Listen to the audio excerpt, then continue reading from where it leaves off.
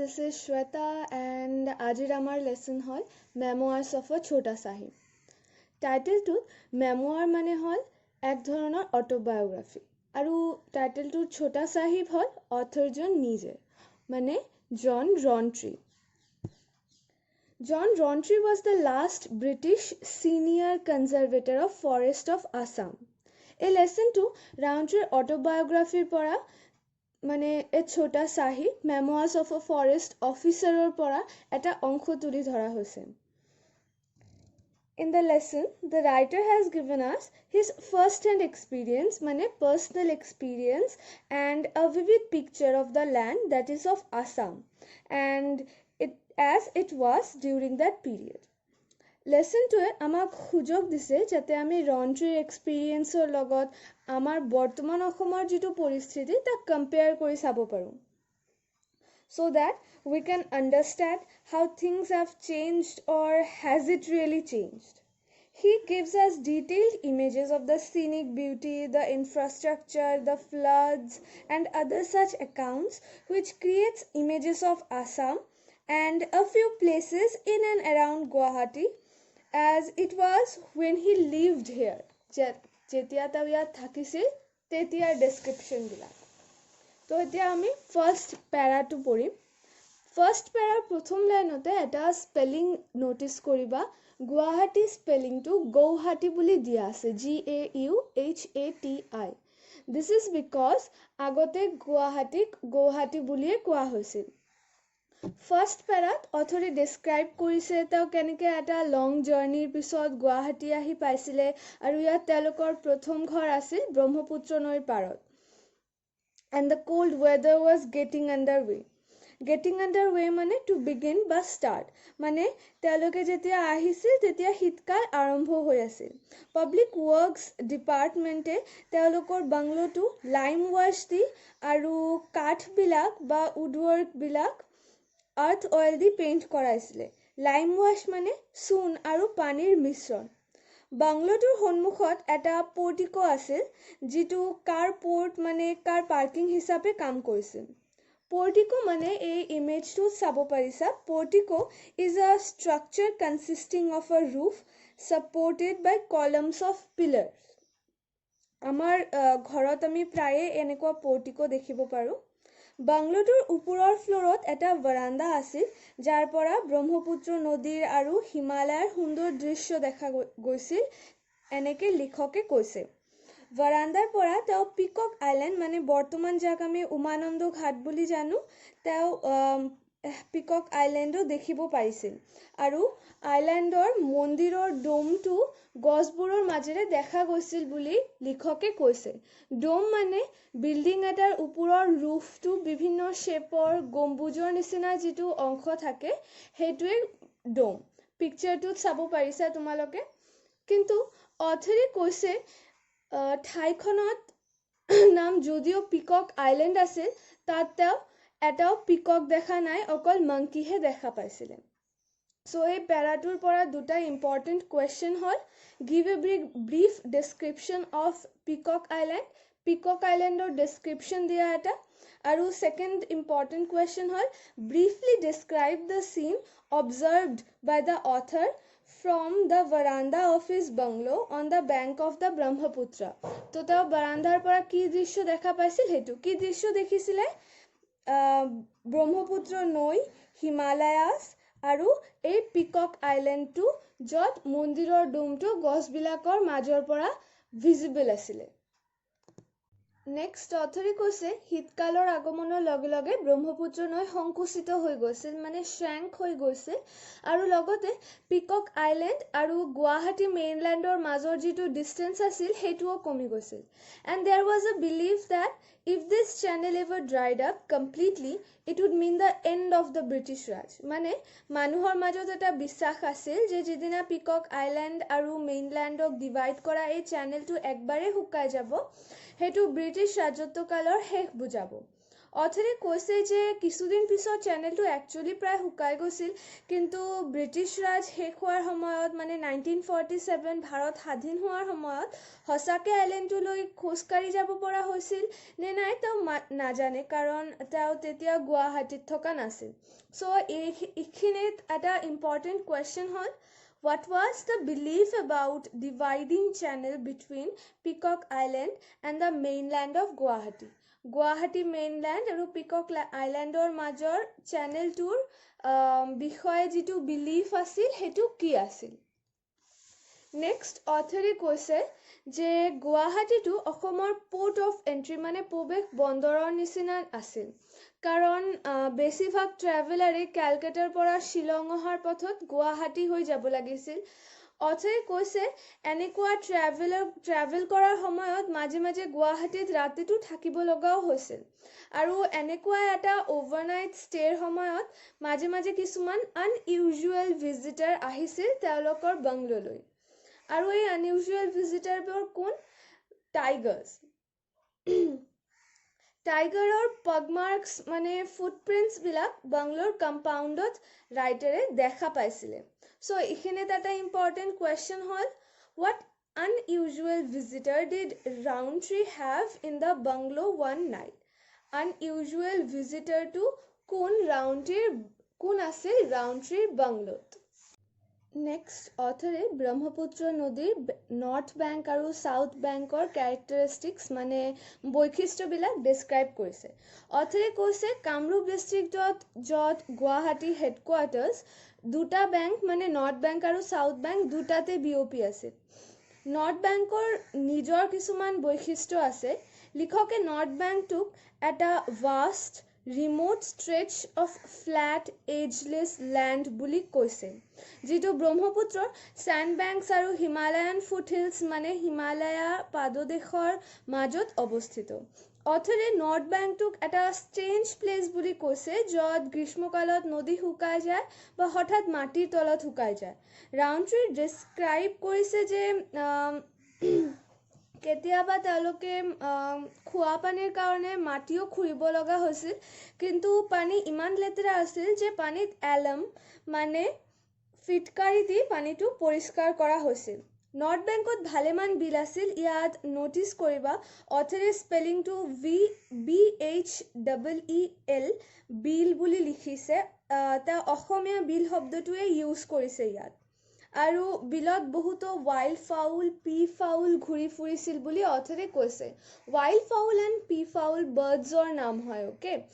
ইয়াৰ পিছত লিখকে মানস চেংচুৱেৰীৰ কথা উল্লেখ কৰিছে, যিটো ভূটানৰ ওচৰত অৱস্থিত। মানস চেংচুৱেৰীত কেইবাটাও ৰাইনো বা গড় আছিল। নৰ্থ বেংকৰ নৈবোৰ মাহচিৰ পোৱা গৈছিল। মাহচিৰ এক ধৰণৰ ফ্ৰেছ ৱাটাৰ ফিছ, আৰু নৰ্থ বেংকৰ নৈৰ পাৰবোৰ গভৰ্ণৰৰ খ্ৰীষ্টমাছ কেম্পৰ কাৰণে ফেভৰেট স্পট আছিল বুলি কৈছে অথৰে। এই কেম্পবোৰ বনাই দিয়াৰ কামটো আছিল ৰনট্ৰিৰ, আৰু তেওঁ এই কামৰ কাৰণে গভৰ্ণৰৰ পৰা কেইবাবাৰো ধন্যবাদো পাইছিল। নৰ্থ বেংকৰ ৰিভাৰবোৰত চিতল পোৱা গৈছিল। এগেইন নটিছ এয়াৰ অথৰে এটা অসমীয়া ৱৰ্ড ইউজ কৰিছে চিতল। চিতলক ইংলিছত ক্লাউন নাইফ ফিছ বুলি কোৱা হয়। নৰ্থ বেংকত লিখকে এটা শ্বি স্লথ বিয়াৰো দেখা পাইছিলে, মানে ফিমেল ভালুক এটা দেখা পাইছিলে তেওঁ। ইয়াৰ পিছত এটা ইউৰোপিয়ান কাপলৰ কথা ডেছক্ৰাইব কৰিছে অথৰে। তো ইউৰোপিয়ান মানুহজনৰ ৱাইফে ফৰেষ্ট ডিপাৰ্টমেণ্টৰ পৰা এটা জমি ভাড়াত লৈছিল, য'ত তেওঁলোকে শিমুল গছ ৰুব বিচাৰিছিল ওচৰৰ এটা মেচ ফেক্টৰীৰ কাৰণে। তেওঁলোকে বহুত দূৰলৈকে এৰিয়াটোৰ চাৰিওফালে ইলেক্ট্ৰিক ফেঞ্চিং দি থৈছিল, যাতে হৰিণ সোমাব নোৱাৰে ভিতৰত আৰু গছবিলাক নষ্ট কৰিব নোৱাৰে। বাট তেওঁলোকৰ গোটেই প্ৰচেষ্টাটো বিফলে গৈছিল, কিয়নো হৰিণবিলাক ইয়াৰ পিছতো জাপ মাৰি ভিতৰত সোমাই গৈছিল। চ' এইখিনিতে এটা ইম্পৰ্টেণ্ট কুৱেশ্যন হ'ল, what information does the author give us about the Manas Wildlife Sanctuary? Manas wildlife চেংচুৱেৰীৰ বিষয়ে অথৰে কি কৈছে? নেক্সট পেৰাত কৈছে শীতৰ দিনত নৰ্থ বেংকটো ধুনীয়া আছিল যদিও ৰেইনি ছিজন বা মনচুনত নৰ্থ বেংক মেলেৰিয়াৰ ঘাটি আছিল আৰু এই সময়ত ট্ৰেভেল কৰাও ছেফ নাছিল। বাৰিষা কালত বানপানী হৈছিল which is still one of the biggest issues in Assam আৰু বানপানীৰ সময়ত ব্ৰিজবিলাকো ভাঙি গৈছিল। তো এইখিনিতে এটা ইম্পৰ্টেণ্ট কুৱেশ্যন হ'ল what character of the north bank does the author refer to? North বেংকৰ কি কেৰেক্টাৰৰ বিষয়ে অথৰে কৈছে? ইয়াৰ পিছত অথৰে তেওঁৰ ৰেইনি ছিজনত ট্ৰেভেল কৰাৰ দুটা এক্সপিৰিয়েঞ্চ ডেছক্ৰাইব কৰিছে। ইয়াৰে ফাৰ্ষ্ট ইনচিডেণ্টটো অলপ ফানি হয়। তেওঁ এবাৰ ঘোঁৰাত উঠি এটা নৈ পাৰ কৰিব লৈছিলে। পানীত অলপ দূৰ যোৱাৰ পিছতে তেওঁৰ ঘোঁৰাৰ পৰা পিছলি বেলেঞ্চ এৰুৱাই ঘোঁৰাৰ নেজত ওলমি নদীটো পাৰ কৰিব লগা হ'ল। তেওঁ যেতিয়া নেজটো ৰাইট ছাইডত মুভ কৰে ঘোঁৰাটো লেফ্ট ছাইডত আগুৱাই যায় আৰু যেতিয়া তেওঁ নেজটো লেফ্ট ছাইডত মুভ কৰে ঘোঁৰাটো ৰাইট ছাইডত আগুৱাই যায়। But eventually and thankfully he made a safe landing on the other side of the river. এইখিনিতে এটা ইম্পৰ্টেণ্ট কুৱেশ্যন হ'ল describe the author's experience of crossing a flooded river on horseback on the north bank of Brahmaputra. মানে ব্ৰহ্মপুত্ৰৰ north বেংকত হৰ্চবেকত নদী পাৰ কৰাৰ এক্সপিৰিয়েঞ্চটো বৰ্ণনা কৰা। তাৰপিছত অথৰে মাৰ বোটৰ কথা কৈছে।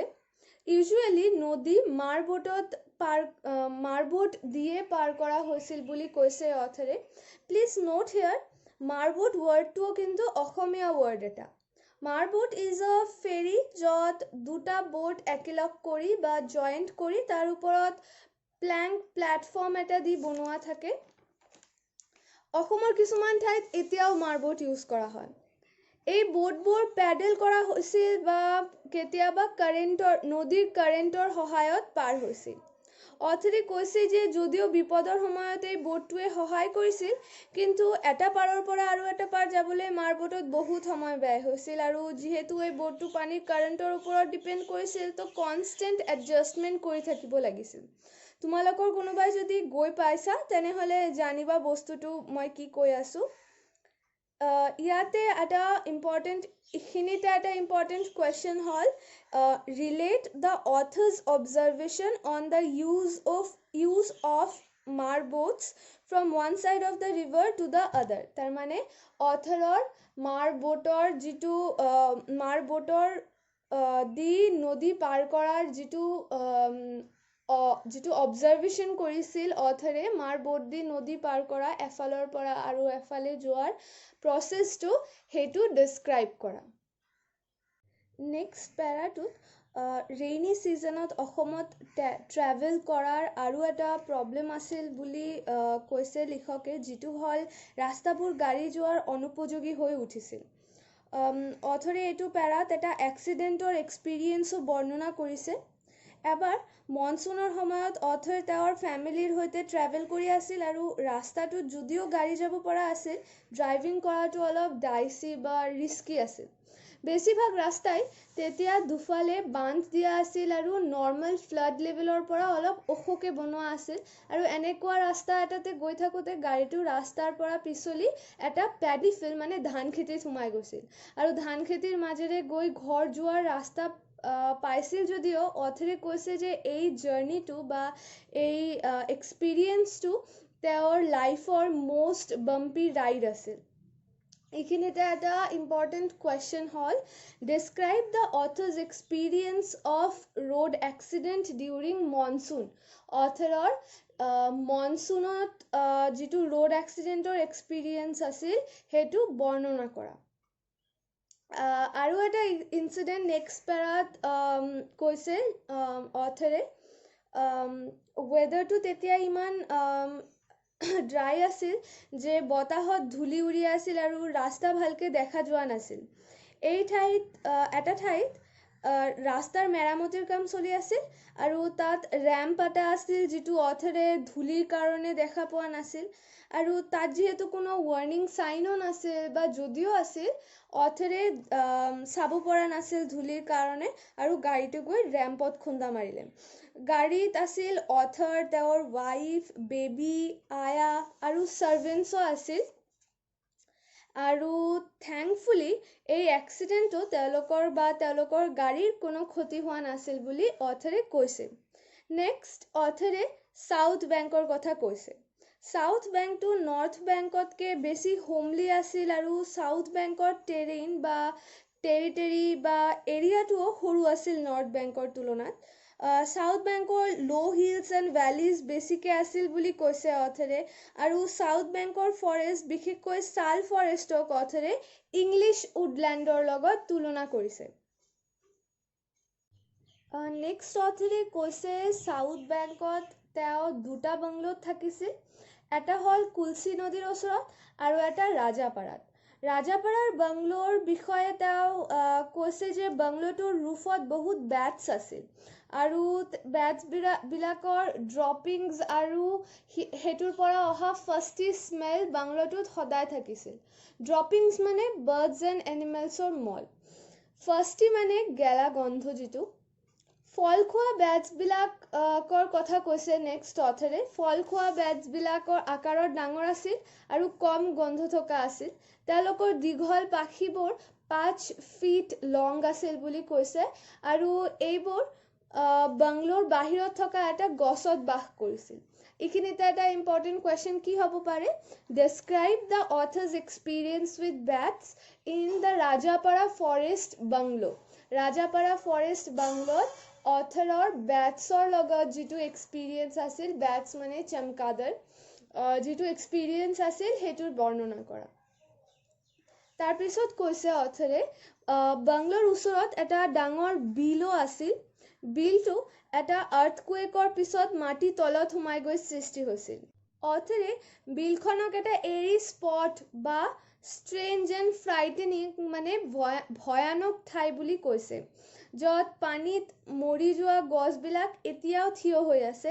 আৰু অথৰে কৈছে যে এই ট্ৰি স্কেলিটনবিলাক মনত কৰাই দিয়ে যে ঠাইখন এসময়ত ড্ৰাইলেণ্ড বা শুকান আছিল। বাট এনেকুৱা হৰিবল এছ'চিয়েশ্যন বা মেকেব্ৰে এছ'চিয়েশ্যনৰ পিছতো the writer says that Rajapara was a pleasant place to work in.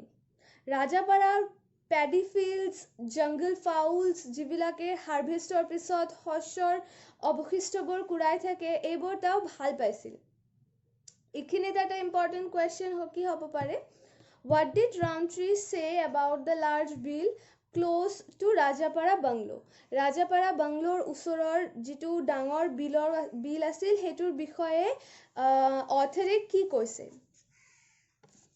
Next তেওঁ কুলচিৰ বাংলোটোৰ বিষয়ে ডেছক্ৰাইব কৰিছে। তেওঁ কুলচিটো তেওঁৰ ফেভৰেট স্পট আছিল। কুলচিৰ বাংলোটোত টিক প্লেণ্টেশ্যন দি ঘেৰা আছিল। টিক মানে চেগুন গছ। সেই গছবোৰ প্ৰায় 60 ইয়াৰ্ছ আগতে লগোৱা আছিল আৰু ৰাউণ্ডট্ৰি তাত থকা সময়ত গছবোৰ মেচুৰ বা পৰিণত হৈ গৈছিল। বাট ইয়াত টিকৰ যিটো ষ্টেণ্ডাৰ্ড সেইটো বাৰ্মাতকৈ ভাল নাছিল। মানে বাৰ্মাৰ যিটো টিক, বাৰ্মা মানে ম্যানমাৰক আগত বাৰ্মা বুলি জনা গৈছিল। চ' বাৰ্মাত যিটো টিক হয় তাতকৈ এই টিকবোৰৰ ষ্টেণ্ডাৰ্ডটো অলপ কম আছিল। কিন্তু এইবোৰ কুলচিৰ যিবিলাক টিক আছিল সেইবোৰ ফাৰ্নিচাৰৰ বাবে ইউজ কৰা হৈছিল, ফাৰ্নিচাৰ বনোৱাৰ বাবে ইউজ কৰা হৈছিল। ওচৰত এটা কুলচিৰ বাংলোটোৰ ওচৰত এটা ৰাবাৰ প্লাণ্টেশ্যনো আছিল। ফিস্কাছ ইলাষ্টিকা হ'ল এই ৰাবাৰটোৰ নাম, তাত পোৱা ৰাবাৰটোৰ নাম। ইয়াত যিহেতু ইণ্ডিয়ান ৰাবাৰৰ ভেলু পাৰা ৰাবাৰতকৈ বহুত কম, সেইবাবে তাত কেইবাবছৰৰ পৰা ৰাবাৰ ওলোৱা হোৱা নাই ইয়াত, মানে এই ৰাবাৰবোৰ ইউজ কৰা হোৱা নাই। চ' পেৰা ৰাবাৰ কি? পেৰা ৰাবাৰ আৰু এটা ৰাবাৰৰ ধৰণ। তো আমাৰ যিবিলাক ইণ্ডিয়ান ৰাবাৰ আছে সেইবিলাক পেৰা ৰাবাৰবিলাকতকৈ কোৱালিটি অলপ বেয়া, আৰু পেৰা ৰাবাৰটোৰ যিহেতু ডিমাণ্ড বেছি সেইবাবে এই ঠাইৰ ৰাবাৰবোৰ ইউজ কৰা হোৱা নাই কেইবাবছৰৰ পৰা। ফিস্কাছ ৰাবাৰৰ গছবিলাক কেতিয়াবা বিশাল আৰু প্ৰকাণ্ড হয়। অথৰে কৈছে যে প্ৰথমে এই গছটো এপিফাইট মানে পৰাশ্ৰয়ী উদ্ভিদ হিচাপে বেলেগ গছৰ সহায় লৈ বৃদ্ধি হয়। তাৰপিছত মূল গছটোৰ গোটেই আৱৰি লয় আৰু এটা কভাৰৰ নিচিনা এটা বনাই দিয়ে আৰু শেষত মূল গছটো মৰি যায়। কিছুমান ফিচকাছৰ গছৰ আকৌ বানিয়ান মানে বটগছৰ নিচিনা শিপাও ওলাই যায়। ইয়াত যিটো এৰিয়েল ৰুটছ বুলি কৈছে, মানে মাটিৰ ওপৰত থকা ৰুটছবিলাকত এৰিয়েল ৰুটছ বুলি কোৱা হয়। এইখিনিতে চেপ্টাৰটো শেষ হ'ল আৰু ইয়াত এটা ইম্পৰ্টেণ্ট কুৱেশ্যন কি হ'ব পাৰে, relate the author's reminiscence of the forest at Kulsi. অথৰে কুলচিৰ বাংলোটোৰ কি কথা কি কৈছে বা কি মনত কৰিছে সেইটো বৰ্ণনা কৰা। চ' এইখিনিতে আজিৰ লেচন শেষ হ'ল। থেংকছ ফৰ লিচনিং এণ্ড ৱাচিং দ্য ভিডিঅ'। আই হোপ মই বুজাব পাৰিছোঁ, আৰু যদি তোমালোকে বুজিছা প্লিজ লাইক এণ্ড শ্বেয়াৰ, আৰু কিবা ডাউটছ থাকিলে নিশ্চয় কমেণ্ট কৰিবা। Good bye.